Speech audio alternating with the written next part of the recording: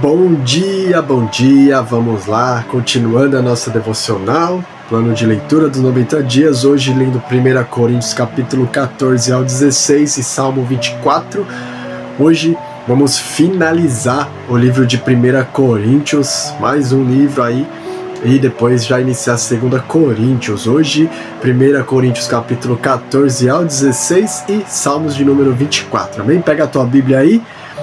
Vamos ler juntos. Pai amado, nós colocamos diante de Ti essa leitura, Pai, que seja bênção para as nossas vidas, que o Senhor seja louvado e exaltado através das Escrituras, em nome de Jesus. Amém. Capítulo 14, o correto uso dos dons. Segue o caminho do amor e exercei com zelo os dons espirituais, contudo, especialmente o dom de profecia. Porquanto, quem se expressa em uma língua estranha, não fala aos homens, mas a Deus. De fato, ninguém o compreende, pois em espírito fala mistérios. Entretanto, quem profetiza, o faz claramente para edificação, encorajamento e consolação de todas as pessoas. Quem fala em uma determinada língua, a si mesmo se edifica, mas quem profetiza, edifica a igreja. Gostaria que todos vós falasseis em línguas, todavia, muito mais que profetizasseis. Quem profetiza é maior do que aquele que fala em línguas, a não ser que as interprete, para que toda a comunidade receba a palavra que edifica. Portanto, irmãos, se eu for até vós falando em línguas, que benefício vos trarei, se não vos falar por intermédio de revelação, ou de conhecimento, ou de profecia, ou ainda de ensino? Até mesmo considerando objetos sem vida, mas que produzem sons, tais como a flauta ou a harpa, como alguém poderá reconhecer a música que está sendo tocada se os sons formados por elas não forem distintos? E mais, se a trombeta não emitir um som claro e correto, quem se preparará para a batalha? Da mesma maneira vós, se com a língua não pronunciardes sons, que se podem entender, como se compreenderá o que dizeis? Pois estareis com que jogando palavras ao vento. Realmente, há diversos idiomas no mundo, contudo, nenhum deles é sem sentido. Portanto, se eu não compreender o significado do que alguém está comunicando, serei estrangeiro para quem fala, e tal pessoa estrangeira e estranha para mim. Assim, igualmente vós, visto que estáis desejosos por exercer os dons espirituais, procurai amadurecer naqueles que produzem edificação para todo o corpo de Cristo. Sendo assim, aquele que fala em uma língua, ore para que possa interpretá-la corretamente. Pois se eu oro em uma língua, meu espírito também ora, mas o meu intelecto fica improdutivo. Diante disso, o que fazer então? Orarei com o espírito, mas ao mesmo tempo com a mente. Cantarei com o espírito, mas igualmente com a razão. De outra forma, se louvares a Deus apenas com teu espírito, como poderá alguém que está entre os não instruídos declarar o amém? A tua ação de graças, visto que não entende o que dizes? É possível que estejas dando graças muito bem, mas o teu semelhante não está sendo edificado. Dou graças a Deus por falar em línguas mais do que todos vós. No entanto, na igreja, prefiro comunicar 5 palavras compreensíveis a fim de orientar os meus semelhantes do que falar 10.000 palavras em uma língua estranha. Irmãos, não sejais infantis em vossa maneira de pensar. Porém, quanto ao mal, sede como as crianças, contudo adultos quanto ao entendimento. Pois está escrito na lei: por meio de homens de outras línguas e por intermédio de lábios de estrangeiros falarei a este povo. Todavia, mesmo assim, eles não me ouvirão, diz o Senhor. Desse modo, as línguas são um sinal, não para os crentes, mas para os incrédulos. A profecia, entretanto, não é um sinal para os não crentes, mas para todos os cristãos. Se, portanto, toda a igreja se reunir num lugar e todos falarem línguas, e entrarem pessoas não instruídas ou descrentes, por acaso não dirão que estáis loucos? Mas, se todos profetizarem e algum incrédulo ou não instruído entrar, será por todos convencido de que é pecador e por todos será julgado. Os segredos do seu coração se tornarão manifestos, e assim, prostrando-se rosto em terra, adorará a Deus, testemunhando que, em realidade, Deus está entre vós. Portanto, Qual a atitude correta então? Ora, quando vos reunis, cada um de vós tenha um salmo ou uma mensagem de ensino, uma revelação ou ainda uma palavra em determinada língua ou outro tem a interpretação dessa língua. Tudo seja feito para a edificação da igreja. Se alguém falar em uma língua estranha, que a falem somente 2, quando muito 3, um de cada vez, e que haja quem possa interpretar. Contudo, se não houver intérprete, permaneça calado na igreja, falando consigo mesmo e com Deus.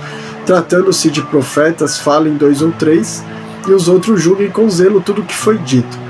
No caso de ser concedida uma revelação a alguém que está sentado, cale-se o primeiro, porque todos podereis profetizar, cada um por sua vez, para que todos sejam orientados e encorajados. O espírito dos profetas está sujeito ao controle dos próprios profetas, porquanto Deus não é Deus de desordem, mas sim de paz. Como em todas as assembleias dos santos, as mulheres devem permanecer em silêncio nas igrejas quando não lhes é permitido falar, mantendo-se em atitude de respeito, como também a lei ordena. Se desejarem saber mais sobre algum ensino, questionem a seus maridos em casa, porque para a mulher é vergonhoso conversar durante as reuniões da igreja. Porventura a palavra de Deus teve origem entre vós? Sois vós o único povo para que a palavra foi entregue? Se alguém se considera profeta ou espiritual, reconheça que o que eu vos escrevo são mandamentos do Senhor. No entanto, se alguém não reconhece essa verdade, deixa que tal pessoa siga em sua ignorância. Concluindo, caros irmãos, aperfeiçoai com zelo o dom de profetizar e não proibais o falar em línguas, porém que tudo seja realizado com decência e ordem. Capítulo 15. Irmãos, lembro-vos do evangelho que vos preguei, o qual também recebestes e no qual estáis firmes. Por meio dele também sois salvos, desde que vos apegueis com convicção à palavra que vos anunciei. Caso contrário, tendes crido em vão. Porquanto o que primeiramente vos transmiti foi o que também recebi, que Cristo morreu pelos nossos pecados segundo as Escrituras. Foi sepultado e ressuscitou no terceiro dia conforme as Escrituras e apareceu a Pedro e depois aos 12.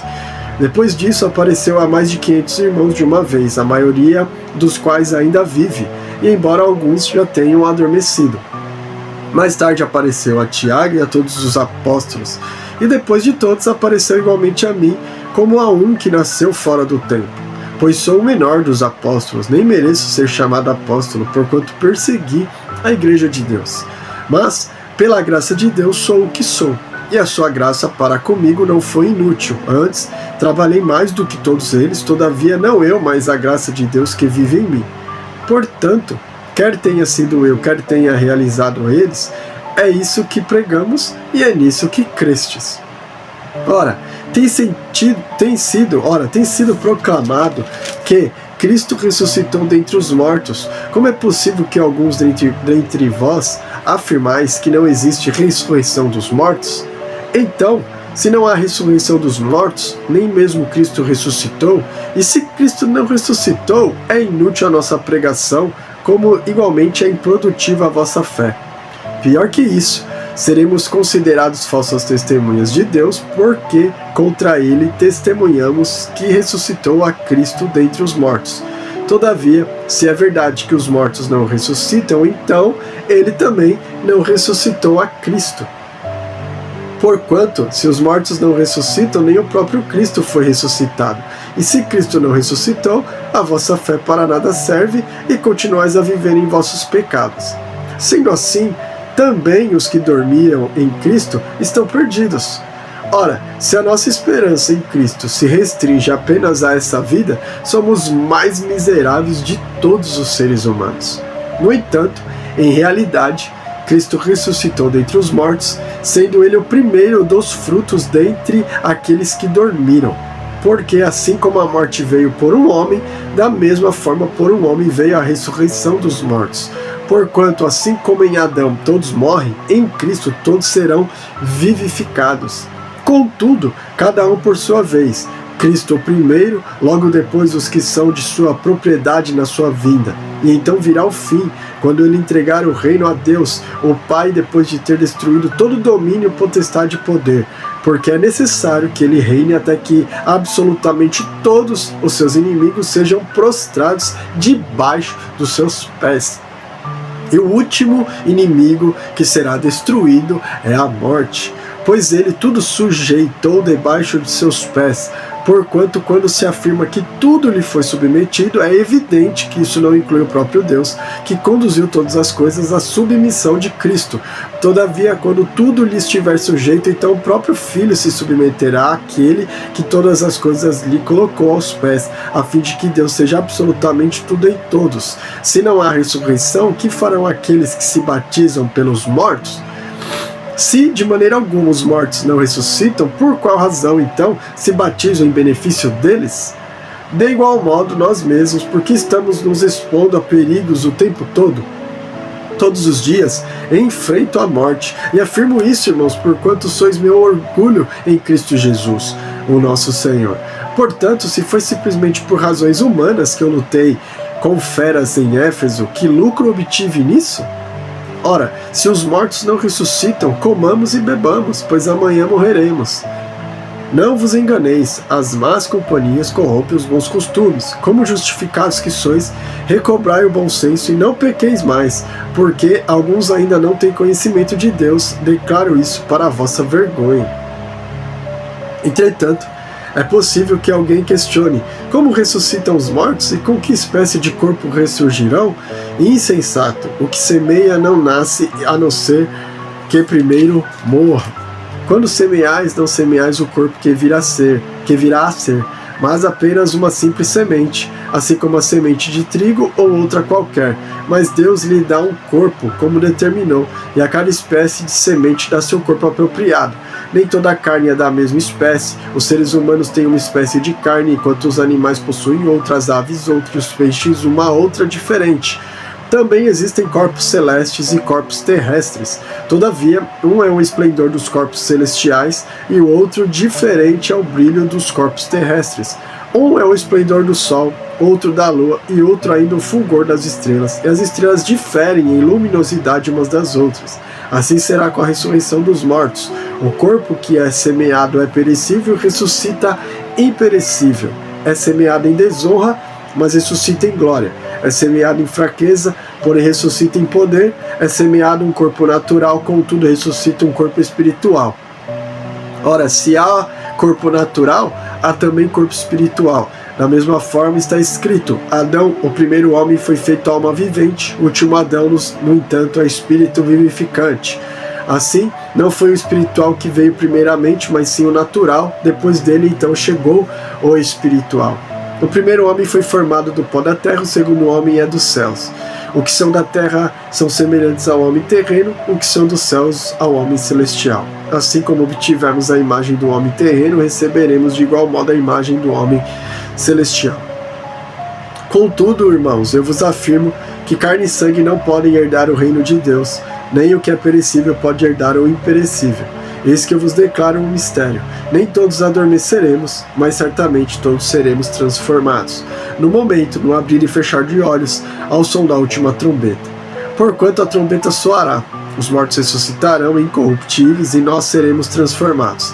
Pois é impreterível que este corpo que perece se revista de incorruptibilidade e o que é mortal se revista de imortalidade. No momento em que este corpo perecível se revestir de incorruptibilidade e o que é mortal for revestido de imortalidade, então se cumprirá a palavra que está escrita, que devorada, pois, foi a morte pela vitória. Onde está, ó morte, a tua vitória? Onde está, ó morte, o teu aguilhão? Porquanto o aguilhão da morte é o pecado e o poder do pecado é a lei. Contudo, graças a Deus que nos dá vitória por intermédio de nosso Senhor Jesus Cristo. Portanto, meus amados irmãos, permanecei firmes e que absolutamente nada vos abale. Dedicai-vos dia após dia à obra do Senhor, plenamente conscientes de que o Senhor todo o vosso trabalho jamais será improdutivo. Capítulo 16, Quanto à oferta para o povo de Deus, fazei vós também da mesma forma como orientei as igrejas da Galácia. No primeiro dia da semana, cada um de vós separe o que puder de acordo com a sua renda e aguarde para que não se façam coletas quando eu chegar. Então, quando estiver entre vós, enviarei com carta de recomendação os homens que aprovardes para levarem a vossa contribuição para Jerusalém. Se for conveniente que eu também vá, eles me acompanharão. Depois de passar pela Macedônia, por onde tenho de atravessar, irei até vós. Provavelmente eu permaneça convosco durante algum tempo, ou até mesmo passo o inverno entre vós, a fim de que possais cooperar comigo para onde quer que eu tenha que ir. Porquanto, dessa vez, não vos quero ver apenas de passagem, pelo contrário, anelo ficar algum tempo convosco, se o Senhor o permitir. Contudo, permanecerei em Éfeso até o Pentecoste, porque se abriu para mim uma porta ampla e promissora, mas os inimigos são muitos. Caso Timóteo chegue, tomai providências para que ele não tenha nada de recear entre vós, pois ele trabalha na obra do Senhor, assim como eu. Portanto, ninguém o despreze, mas ajudai-o a prosseguir viagem em paz, a fim de que ele possa retornar até mim, pois eu estou esperando juntamente com os irmãos. Quanto ao irmão Apolo, insisti que fosse com os irmãos para vos visitar. Todavia ele não quis ir agora de modo algum. Irá, porém, assim que tiver uma boa oportunidade. Vigiai, permanecei firmes na fé, prostrai-vos corajosamente, sede fortes. Portai-vos corajosamente, sede fortes. Fazei tudo com grande amor fraternal. Irmãos, sabeis que os da família de Estéfanas representam os primeiros frutos da Acaia. Eles têm se dedicado ao ministério dos santos, portanto, suplico-vos agora que também vos sujeitastes aos que são como eles, assim como todo o que coopera e ministra na obra. Que também vos sujeiteis aos que são como eles, assim como a tudo que coopera e ministra nessa obra. Alegro-me com a vinda de Estéfanas, Fortunato e Acaico, pois eles supriram o que me faltava da vossa parte, porque revigoraram o meu espírito, assim como o vosso. Homens como eles são dignos de todo o vosso reconhecimento. As igrejas da província da Ásia vos enviam saudações. A Áquila e Priscila vos cumprimentam fraternalmente no Senhor, assim como a igreja que se reúne na casa deles. Todos os irmãos daqui vos saúdam. Cumprimentai-vos uns aos outros com o costumeiro beijo santo. Eu, Paulo, escrevi esta saudação de próprio punho. Se alguém não ama o Senhor, seja amaldiçoado. Agora, pois, Maranata. A graça do Senhor Jesus seja convosco. Recebam o amor que tenho por todos vós em Cristo Jesus. Amém e amém. 1 Coríntios nós terminamos. Amanhã nós vamos começar 2 Coríntios, então mais um livro nós acabamos, finalizamos aí. Glória a Deus pela tua vida que tem perseverado, você conseguiu alcançar mais um objetivo, que é ler mais um livro completo do Novo Testamento. Amém? Glória a Deus pela tua vida, continue perseverando nesse propósito, que eu creio que o Senhor vai estar te alimentando no teu espírito e você vai estar vivenciando grandes obras do Senhor. Bem, vamos finalizar a leitura de hoje. Abre lá em Salmos capítulo 24, o Rei da Glória e o seu reino. Salmo 24, versículo 1. Do Senhor é a terra e tudo o que nela existe, o mundo e os seus habitantes. Ele próprio fundou-a sobre os mares e firmou-a sobre os rios. Quem pode subir ao monte do Senhor? Quem pode ficar de pé no seu santo lugar? Aquele que tem as mãos limpas e o coração puro e não se entrega à mentira, nem age com falsidade. Este receberá do Senhor a bênção, e Deus, o seu Salvador, lhe fará justiça. Estes são aqueles que o buscam, que procuram a tua face como Jacó, ó Deus. Levantai a porta aos vossos frontões, abram-se, ó antigos portais, para que entre o Rei da Glória. Quem é o Rei da Glória? É o eterno, o poderoso e valente, Deus forte, o bravo das guerras. Levantai, ó portas, os vossos frontões, abram-se, ó antigos portais, para que entre o Rei da Glória. Quem é o Rei da Glória? É o Senhor dos Exércitos, Ele é o Rei da Glória. Aleluia! Muito obrigado, Pai, pela Tua palavra nesse dia. Obrigado, Senhor Deus, pelas Escrituras saltar sobre o nosso entendimento, Pai, nesse 47º dia de leitura, dia 20 de fevereiro de 2026. Obrigado pelo texto de 1 Coríntios do 14 ao 16 e por esse Salmo 24. O Senhor é o Rei da Glória, o Senhor é o nosso Rei. Somos sedentos por Ti, precisamos do Senhor. Direciona-nos, Pai, nesse dia, direciona-nos com a Tua palavra e que tudo nós possamos fazer como se estivéssemos fazendo para Ti. E que nossa vida pode ser uma vida em testemunho de glorificação do Teu nome, Pai. Em nome de Jesus que nós oramos. Amém e amém. Deus abençoe o seu dia poderosamente. Beijo.